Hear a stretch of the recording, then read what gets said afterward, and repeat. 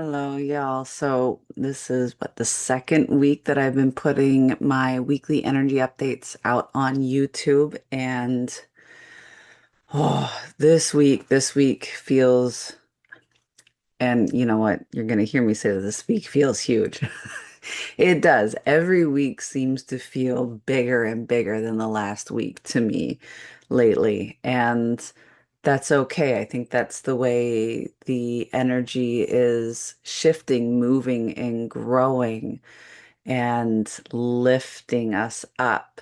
And um, so this is the energy update for the week starting June 28th. And it's this beautiful bridge between June's energy of return to your power and July's energy. Um, you are whole. And in Embodied this coming Thursday, that first live call of July will go into detail and depth on what is you are whole. And so some of that will come out here in this weekly reading as we go through it. But to really get into the month's theme and how we tie like each of these weekly energy updates in to the whole month's theme, that's what you get in my online membership Embodied. So you're welcome to check that out on the website, and join me if you feel called. But this week's theme, and all, I drew three cards for this week.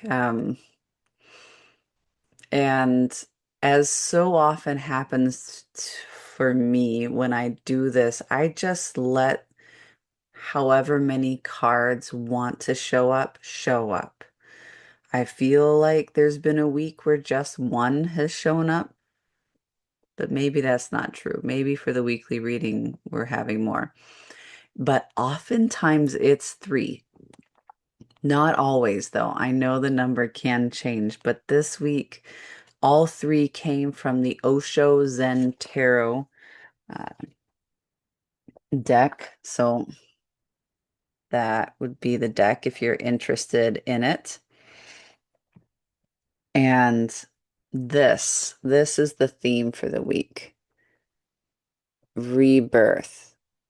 If you can see that, I will hold this card up again uh, in a little bit, but I'm going to show you the next card is consciousness. And the final card, which I think really helps us kind of get into the how do we rebirth into consciousness kind of thing.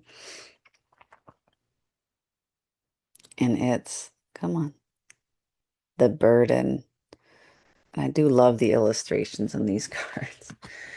Um, but I'm going to be reading a lot from the decks because when I read through these, it was like, oh, I don't know how much better I can say this than what is already written down. And I have learned that if there's an easy way, then let it be an easy way. It's okay.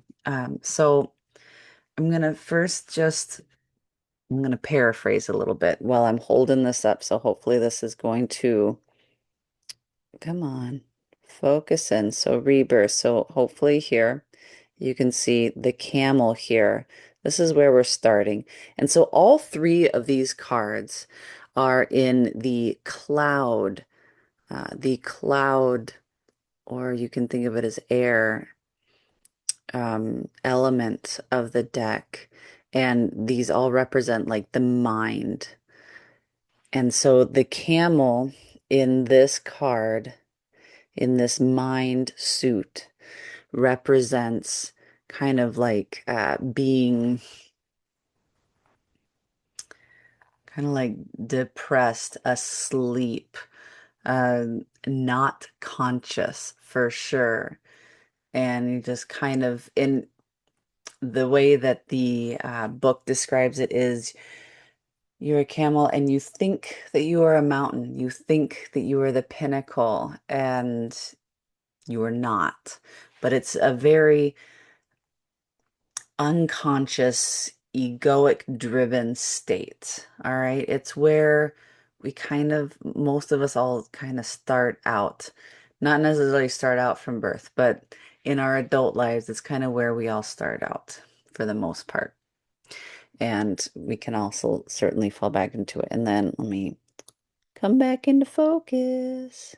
Come on here. So you can see the lion here is what's coming out of the camel. And the lion, you can see that roar there. And that lion is when we have like our spiritual awakening and we roar our truth from the mountaintops. I often think of the uh, born again Christian uh, who is often trying to convert everyone because they're so excited about what they've just received and what they've just learned and the feeling, and they want to make sure everyone knows. And the lion is kind of like us, that similar energy, but we're just like, we're rebelling against society. We don't want anything to do with it. We don't want anything to do with all of the BS and the programs and the patriarchy, et cetera, et cetera, et cetera. And we will speak it loud and proud and try to tell everyone that they're wrong and we're right, or it can take a few different forms, but hopefully you're getting the idea there. We're just loud, proud, and we're going to stand out from the crowd now. I did not mean to make that rhyme. All right, and one more time for this card. Come on. My goodness, stop that. All right. So the child here playing a flute, which I feel like that doesn't come through very well. There you go. That's a little better. So the child playing the flute is the final stage in the rebirth. And this, it's when we are done rebelling, we're done with kind of that egoic driven rebellion where we're still really kind of tied to the ego as we're awakening and becoming conscious. And we're no longer rebelling. We just naturally are who we are without acquiescing to the society, to the programs that they want us to act under and be under. We simply are who we are. We've returned to wholeness, and we're no longer attached to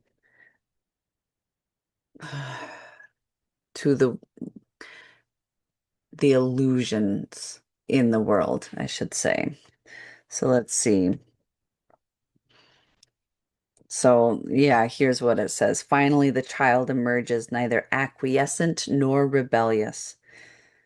Whatever the space you're in right now, sleepy and depressed, the camel, um, or roaring and rebellious, the lion, be aware that it will evolve into something new if you allow it.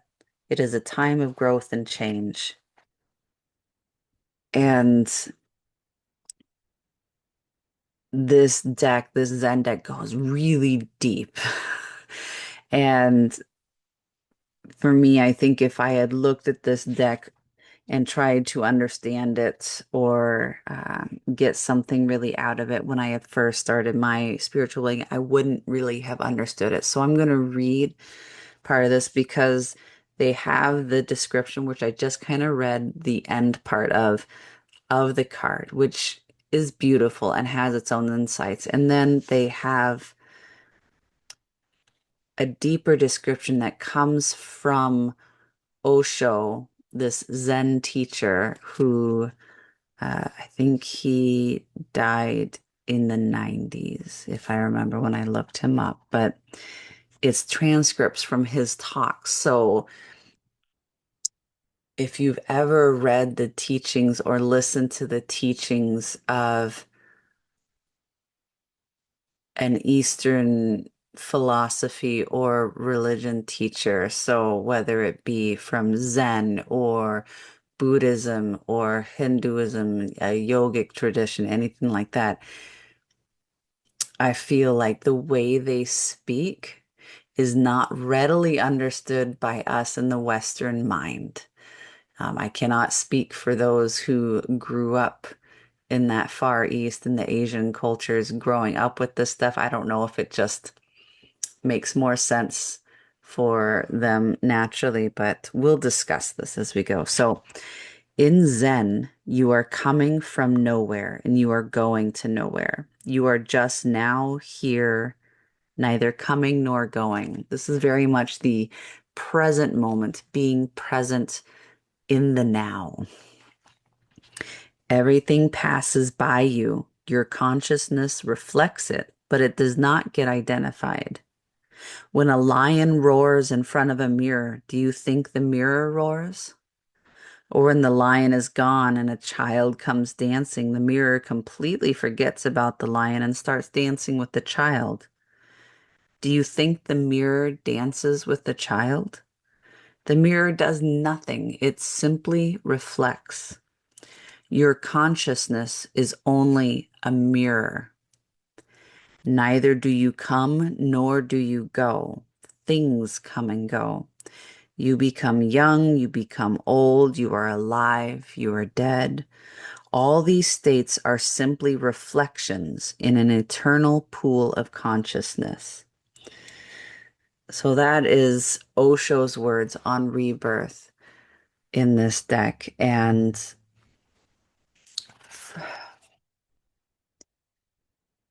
for me, it's really coming into that understanding, coming into that July's energy of you are whole, full stop. You are full stop. Our bodies, our minds are temporary. They are simply vessels and tools with which we navigate this embodied life. And actually, I'm going to move on to the consciousness card because if I remember right, consciousness card really helps. Yeah, I think this helps explain it. So again, consciousness is this giant Buddha surrounded by kind of like nothingness. And you can see, oh, come on, focus a little bit better. Well, it might not focus, but these are stars within the Buddha. He's not surrounded by the stars. He's surrounding the stars, which I think is important here. So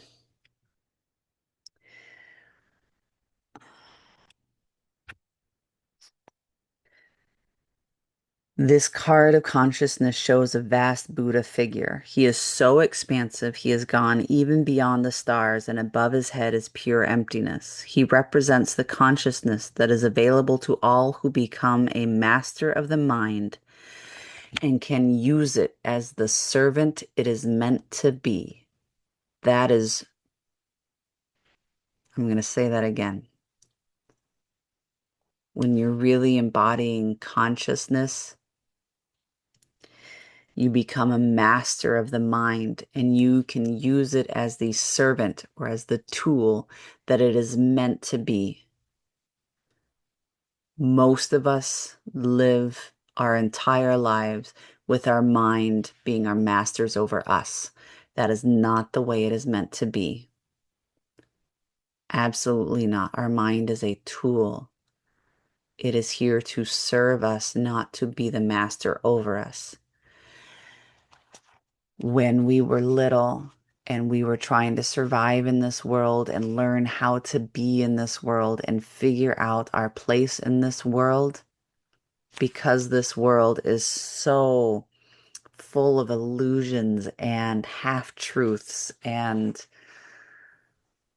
lies, we end up feeling deeply disconnected from our soul very early on in our lives.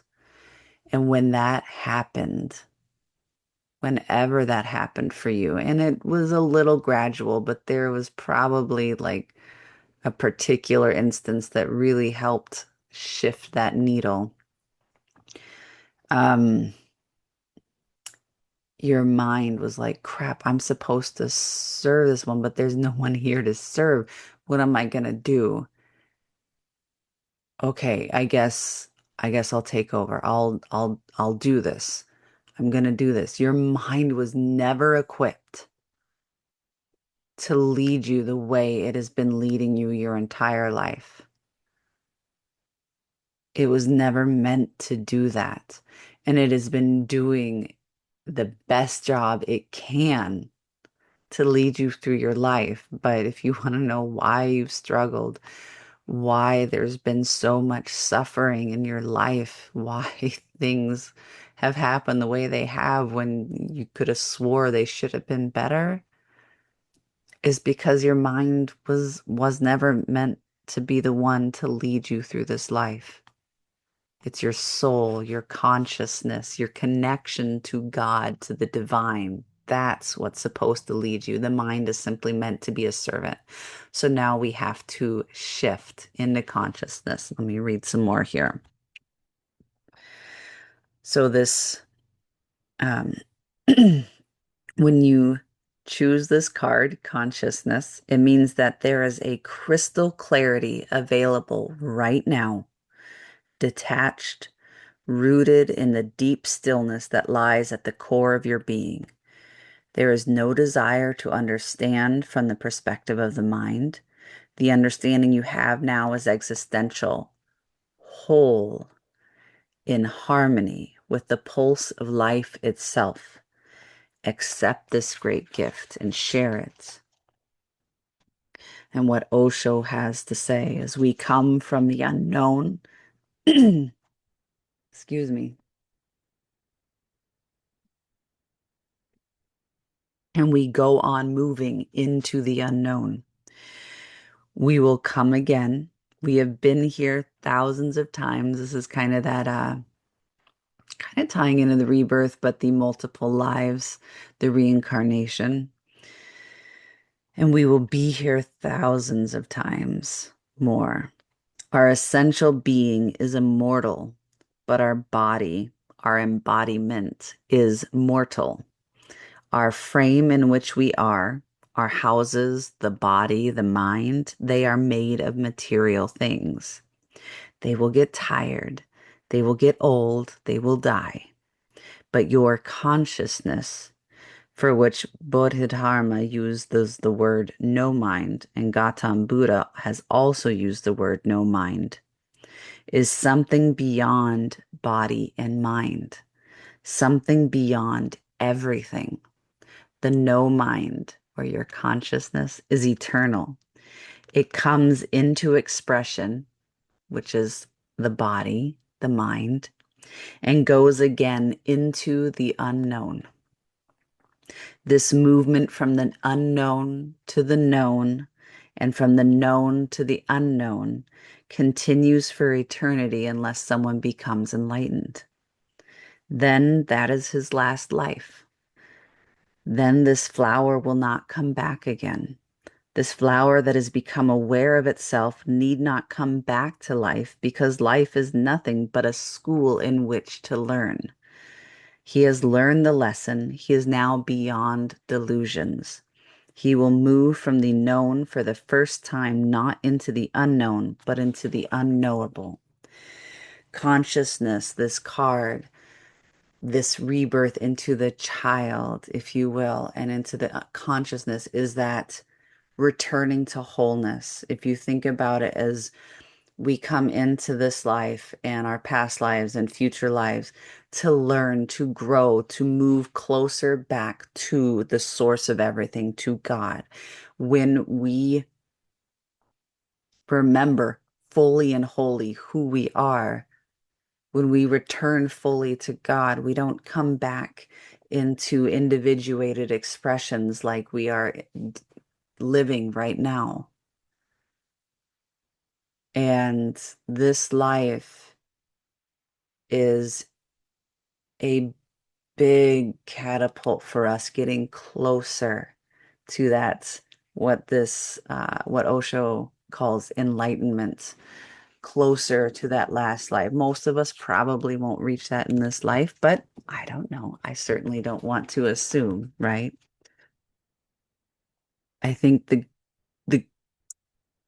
good news maybe, or the fun news, what I like is that we kind of get to choose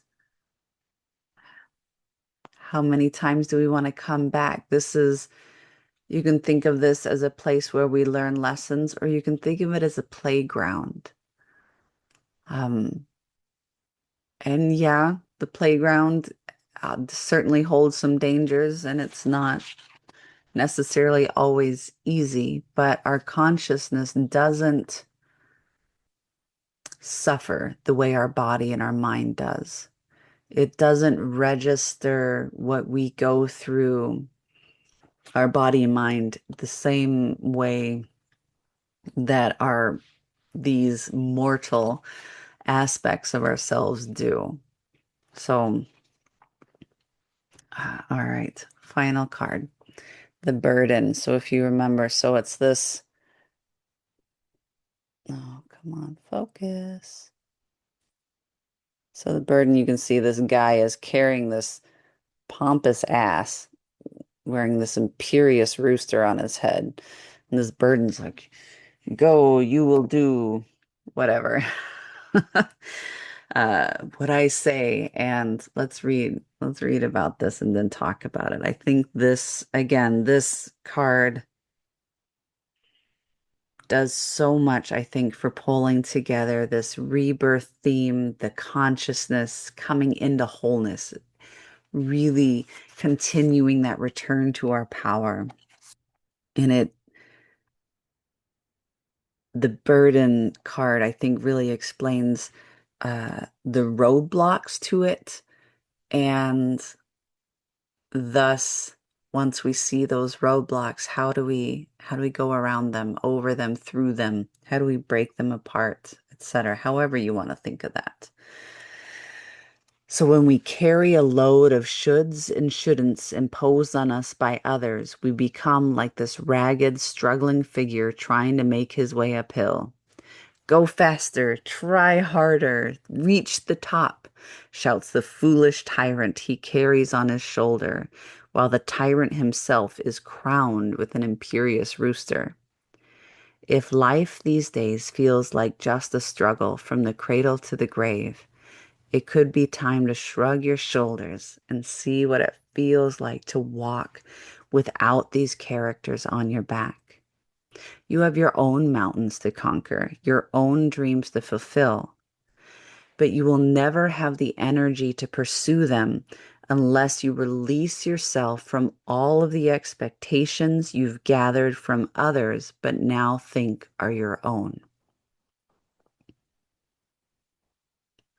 You must release yourself from all of the expectations that you've gathered through your lifetime from others that you now think are your own.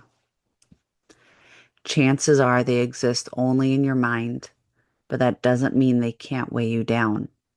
It's time to lighten up and send them on their way. A man's true life is the way in which he puts off the lie imposed by others on him. Stripped, naked, natural, he is what he is. This is a matter of being and not of becoming. The lie cannot become the truth, and the personality cannot become your soul. There is no way to make the non-essential essential. The non-essential remains non-essential, and the essential remains essential. They are not convertible. And striving towards truth is nothing but creating more confusion. The truth, the truth has not to be achieved. It cannot be achieved. It is already the case. Only the lie has to be dropped. All aims and ends and ideals and goals and ideologies, religions and systems of improvement and betterment are lies. Beware of them. Recognize the fact that as you are right now, you are a lie, manipulated, cultivated by others. Striving after truth is a distraction and a postponement. It is the lie's way to hide. See the lie, look deep into the lie of your personality. Because to see the lie is to cease the lie, to stop the lie. No longer to lie is to seek no more for any truth. There is no need. The moment the lie disappears, truth is there in all its beauty and radiance. In the seeing of the lie, it disappears, and what is left is the truth.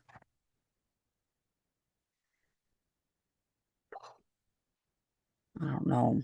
I hope that sunk in for you. Let's see. The basically this world of illusion, all the lies, the expectations, the masks, everything we do, even this again seeking the truth is just a way to keep us wrapped in this spiral of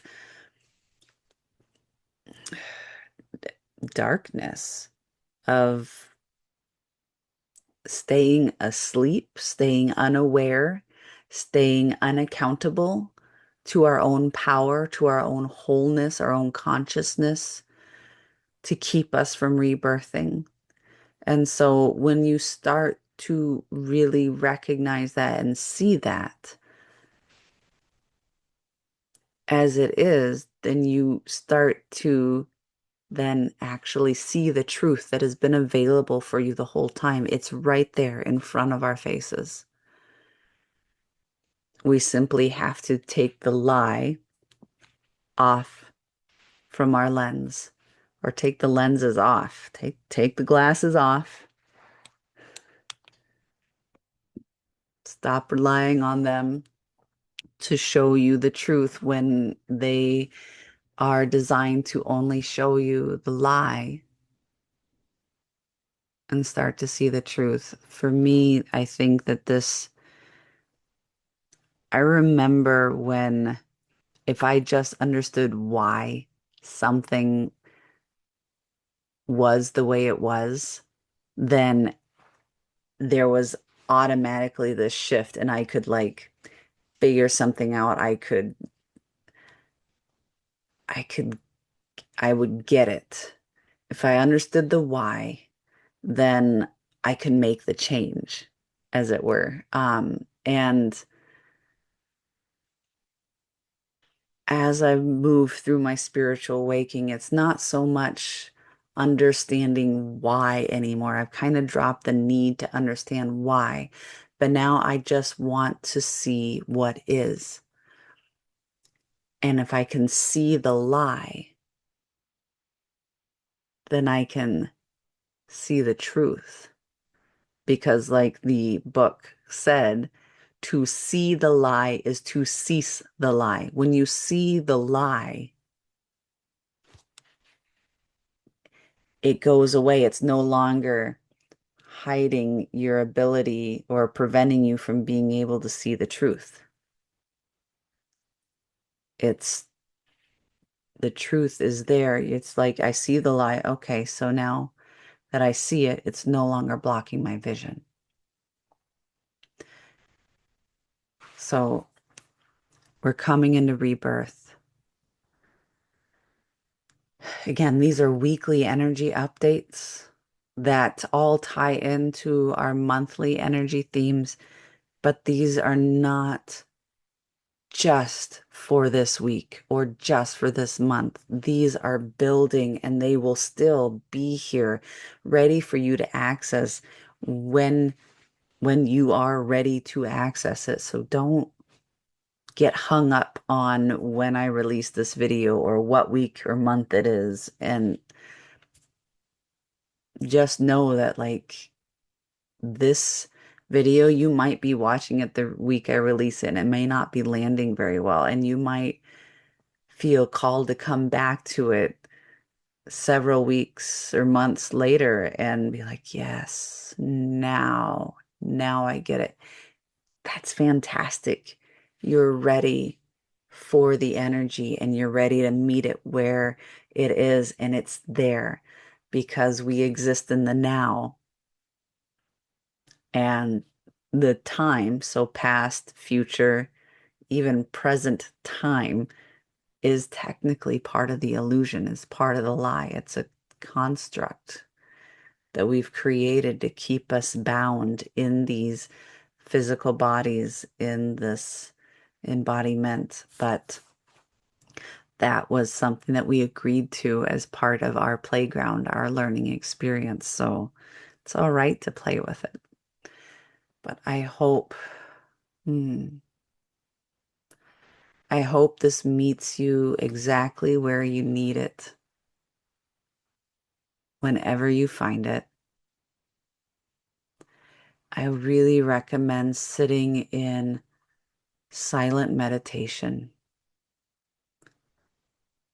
with a journal and pen nearby so that you can write out the lies that you see as you see them.